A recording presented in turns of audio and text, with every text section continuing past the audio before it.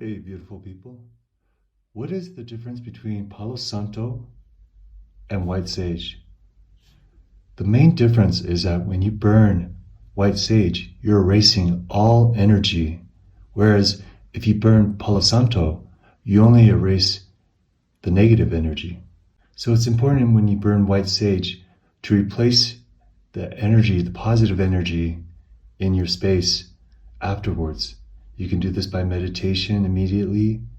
You can do this by playing good high frequency music. Just focus on positive things.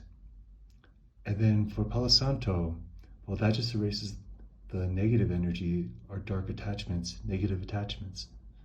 So that is the difference between Palo Santo and white sage. I hope that helps, beautiful souls. Blessings.